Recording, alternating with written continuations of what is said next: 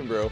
Look, 12th in points, 25th in passing yards, not great. 16th in long passes, and 16th in 13th. Or 13th in touchdowns with 16. So you would think they would be dead last in everything, but they're not. Your reaction to AJ's recent comments? Do you guys remember the Jerry Springer show? Of course. Maury Povich, things like that. Yeah. Right? And they would Ricky always Lake. have Ricky Lake, whatever. They'd have these couples go on the show and talk about what they don't like about each other, what the other one has to do Then better. the furniture starts moving. Right. And I would sit there, not that I watched them a lot, but when I'd catch one, I'd be like, no, I mean, seriously, I wasn't like watching a lot. I was covering the NBA at that time. Oh, sure. But Afternoon games. no, but I would just be like, if you really wanted to fix your relationship, You would go. the last thing you do is go on national TV Great point. and air your dirty laundry about each other. He did this, she did that. I mean, you want attention. That's what I'd say. If you really want to fix the relationship, you talk to each other privately, you go get counseling privately or whatever it is. Good point. And that's what the situation is here. I do think AJ wants to win, wants the ball. I got no problem with him wanting to shine because I think he's a Hall of Fame caliber receiver. So I get him wanting to put up those numbers, but this is immature. The only way this is passable to me is if he's going to Jalen. If he's done everything private. Yeah, trying to talk to Sirianni, and they're ignoring him, not putting him in the game. Yeah, whatever, AJ, and he has no recourse. But you know what? I got to go nuclear and say it. But I don't think that's the case. He even said that's not the case. I watched the whole interview. He said it's constant communication with him and Sirianni, the OC, Jalen. He didn't even blame Jalen. Like a reporter actually gave him an opportunity. I don't even think it was a gotcha thing, but he was like, we see a lot of videos where you're open and Jalen's not throwing it to you, throwing it elsewhere. You think he's not. He's like, no, it's because you can't tell from one still shot. He's got reads and he's under pressure and things like that. So he didn't take a shot. But this is just not the way you settle it. And I'm starting to believe that AJ, and again, I got no problem with him wanting to cook and put up great individual numbers. I'm starting to wonder if he looks at his numbers like, I got two catches. I got 4 catches for 50 yards. And he's embarrassed. And it's like he wants to give an explanation for why. Like, don't just think I can't do it anymore. Don't just think I've lost it. I'm going to tell you why my numbers are so pedestrian. So here's why I don't think – I agree with almost everything you said until the very end, which I know is not even – you're not even And I'm saying just that, right, wondering, it's a hypothetical or a hypothesis. Yeah. Certainly possible. It wouldn't be my guess is, I guess, what I'm saying. Because – this is an instance of the way the message is being conveyed is just objectively wrong. A.J. Brown going on Twitch or Instagram or Twitter to aggressively, passive-aggressively confront the issues with the offense is not the right mechanism. We can all agree on that, while I think, maybe not all agree, but I at least feel his point that there is something wrong with the offense is unequivocally true. Week 1, they scored 3 second-half points. Week 2, they scored on offense 3 second-half points.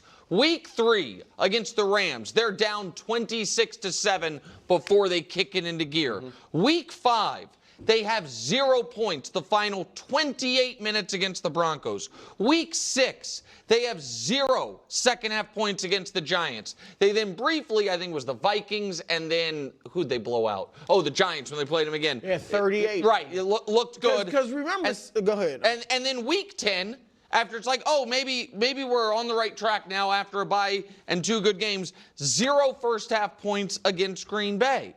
You cannot have the most expensive offense in the history of the NFL, which they do, that's healthy for the most part, that has guys in the primes of their career for the most part, and lead the league in 3 and outs, as they do, amongst these other teams, all of whom, if we're being honest, have massive quarterback questions, which we don't think Philly has, and be 4th most in the NFL on drives that end in a punt, again, surrounded by teams. That's a crazy one. With massive quarterback questions. Well, yes. I know Nick is trying to heavily mention and emphasize quarterback questions when it's clearly an issue of coaching, offensive line play. Colin. It's really actually interesting because Colin has kind of been a little bit all over the place with some of these things. Talking about the Eagles trying to force the ball to A.J. Brown. And you can see here, targets 54, 43rd in the NFL. Receptions 31, 61st. Right? So clearly, they're not forcing the ball to A.J. Brown by any stretch of the imagination. Some of this is going to be a little bit lower, artificially lowered because of him missing some games and whatnot, but it's only going to be so drastic. We can see 54 targets for AJ. CD Lamb, who also missed a bunch of games, 53. Garrett Wilson, who played 7 games, 54. Right? Obviously, the vast majority of these up here are going to be playing for 10 games, 8 games, 9 games, 10 games. So that's why some of this is going to be inherently misleading. Devontae, 60. He's 29th in the NFL with 63 targets. So,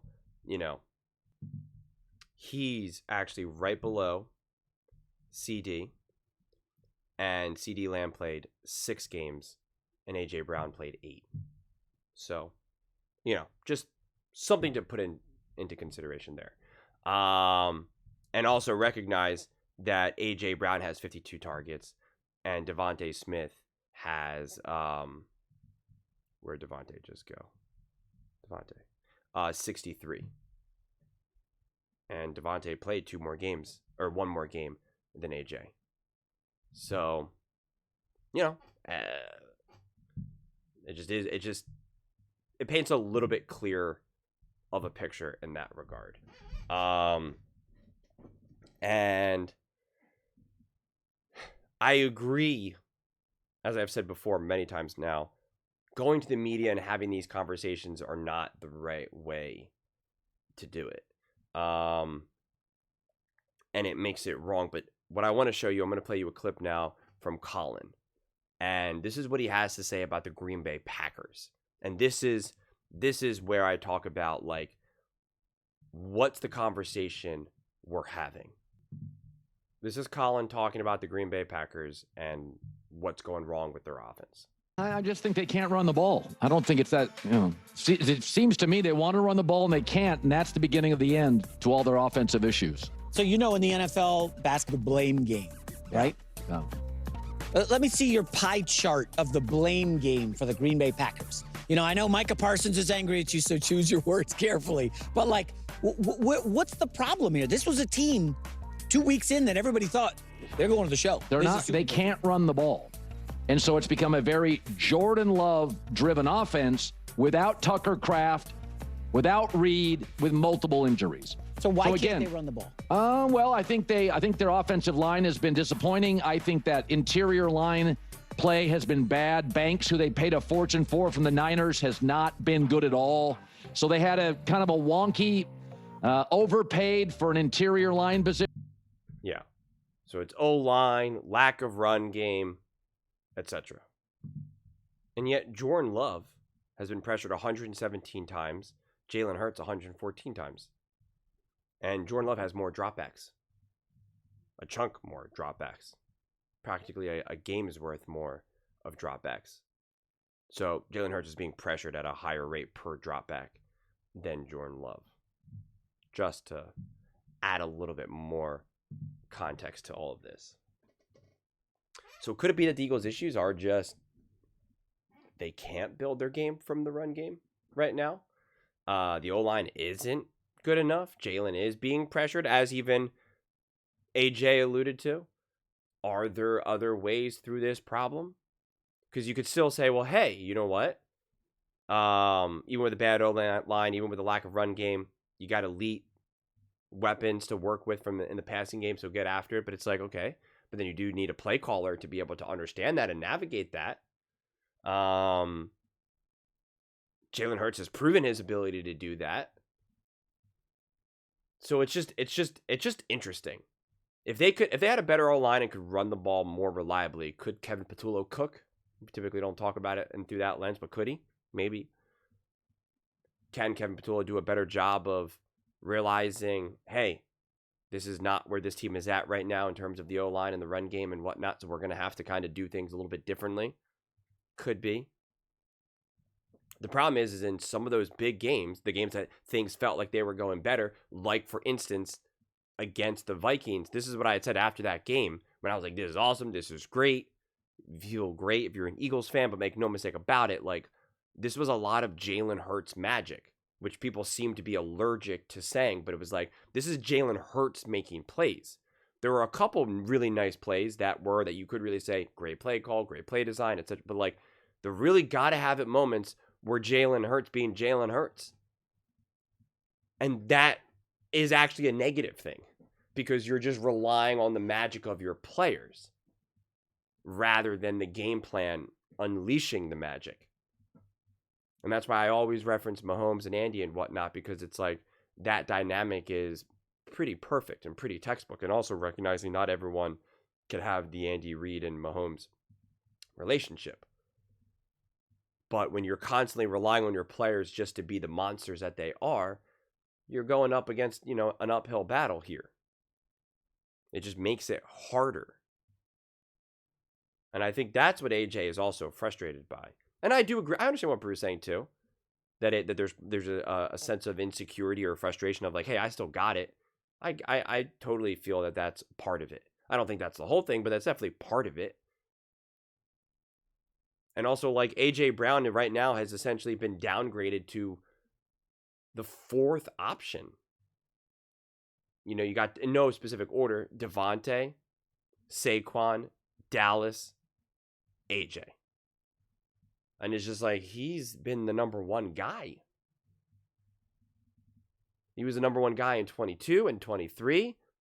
And then when Saquon got there, like, he wasn't the number one guy, but still put up a ton. And if he didn't get injured and played the full season, would have been top 3, top 4, top 5 in every single receiving category, as I've showed you guys a million times. And now it's like, he doesn't even have that. And so, yeah, I could see that being frustrating. So, I don't think anybody really feels inherently comfortable with how this offense is unfolding. Again, I live streamed that Packers game, and there was like, okay, the Eagles got the ball now, and there was no sense of like, all right, Eagles got the ball, 4 minutes to go, they're going to be able to move the chains, milk the clock, boom, done. In fact, a lot of people were calling, I bet you they're going to punt. It's going to be 2 runs, a throw in the flat, and a punt. Like, everybody was just like, and these are Eagles fans. These are actual, like, intense Eagles fans who I interact in the comment section all day, every day, who are pro Jalen Hurts and AJ and Vontae. Like, these aren't people that are just being negative for the sake of being negative. And then that's also this weird thing, because I came across this other post that maybe I'll make another video about, but it was one of, like, the local news. I don't know. I saw it online, and it was pretty much like saying Eagles fans are spoiled. They don't know how good they have it. They're letting the media kind of manipulate them, et cetera, et cetera. Look at the Giants, look at the Cowboys, look at the Commanders, and like look what the Eagles did in the NFC Championship game and the Super Bowl. And it's like, it's not about that. And the Eagles don't hold themselves to the standard of, well, we're better than the Commanders, we're better than the Giants. That's why I made fun of Nick Wright for celebrating, that he owns the AFC West. And it's like, congrats. The Raiders, the Broncos, and the Chargers have been disasters. They've been disasters. It's like, that's like, okay, great. And that's why I made the joke, like, great, I'm taller than 99.999999999% of third grade. I'm sure there's some random third grader who's taller than me. But it's like, I'm the tallest kid in elementary school. It's like, wow, that's cool, man. That's great. Congrats. I can touch the top of the door. You can't. It's like, okay. The Eagles hold themselves to the standard, and the fans are like, no, we're the Patriots. We're the Chiefs. You know, we're these great teams. We're a top team in the NFL, and so they expect them to continue to play. It's not that they're going to blow out every game, but they expect competence. And when there's a close game, like a 10-7 game, they want it to be because it's born out of competence and not incompetence. They want to feel that, okay, next game, everything's going to be fine. Like, that's where that stems from. It's not being spoiled. It's not being confused. It's not being manipulated by the media. Like, it is just having eyes and being uncomfortable with what you're seeing offensively. That's okay. That makes sense. It's also not complete panic mode where it's like you're saying it's over, it's done, no chance. That's too extreme. But it is recognizing, probably need to be better. If you were going into the playoffs right now and you got, you had the first round bye and now it's a divisional round, how confident do you feel in this offense? If you said, hey, the defense is going to give up 28 points, how confident are you that the offense can put up 35? You can't just blindly say, oh, of course they can. Well, I know Saquon's going to rush for like 130. AJ's going to get going. Devontae's going to get like... You can't say that with your chest out. You can't say, oh, I know our O-line's going to bully them and this, that. I know Jalen Hurts is going to be able to rush for 50. Like, you can't say that as strongly this year. And we know they're capable of doing it because we've seen it. That's why I kind of cut Nick off there, where it's just kind of like, we have questions about the quarterback. This is not a question about the quarterback. We've seen him do it endless times. Endless times. And the fact that we see such inconsistency, when you see inconsistent team play, not individual play, because Geno Smith, right? Individuals have inconsistent play that are not great, right? That's why they're backups. That's why they're lower level quarterbacks. But when you see inconsistent team play, that's coaching. That's coaching. That is absolutely coaching. And so that's what we're seeing. And the fact that this team has been so heavily a tale of two halves, that also really is like, that opens up the door for coaching. It's not like Devontae is just like, I just didn't feel like playing in the first quarter. Or, and Jalen Hurts is like, I wasn't really looking to make good throws until the third quarter. Or I only wanted to do it in the first quarter. I didn't really care about the fourth quarter. It's like, that's not how it's working out here. So it is a tricky situation. What's the solution? I don't know. At this point, I think the Eagles should be more conservative in their path and say, like, we're going to hire Brian Daboll as a consultant or something. Like, that's a risk, because you have the risk of like unsettling like a Kevin Patullo and a Sirianni and all of that, but like a Super Bowl is at stake right now. And something does need to change a little bit. And it's not perfectly clear what the answer is. And so I don't want this conversation to reduce to AJ's being a baby or focusing on too much on, how the message was conveyed, or let's have a conversation about how good is Jalen Hurts, or even having a conversation about, well, is the O-line not as good and now you can't get Saquon go. Like, you should still be able to a degree, find some sort of solution beyond just, we just need Jalen to be Jalen. We just need Devontae. We just need Saquon to be able to like do spin moves and leap over people. We just need Devontae to catch the ball and get rocked and hold on to it. It's like, you can't just constantly rely on that. And if they do and they end up winning, then it's just like, then these players are even better than anyone ever wants to acknowledge. But I'm very firm on it being a tough existence and a tough path to win that way. There's a reason why the best coach teams consistently are at the top, no matter who's on their roster. Because coaching matters so much. Just look at Mac Jones, right? I just made a video about Mac Jones. Look at what Mac Jones is doing with Shanahan right now. Night and day difference in what he was doing in New England. It's not even close. Night and day difference what he was doing in Jacksonville.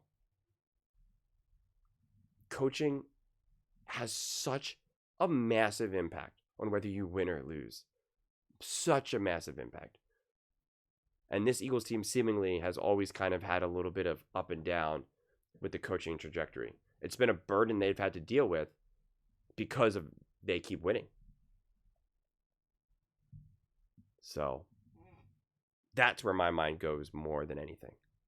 But those are just my thoughts. I'd absolutely love to hear yours. What do you guys all think about A.J. Brown speaking out about this Philadelphia Eagles offense and all the conversations that have followed now? Let me know your thoughts in the comments below. I read every single comment, so that you agree with me or disagree with me. Either way, let's get in some discussions. Let's get in some fights. But ultimately, let's just have some fun.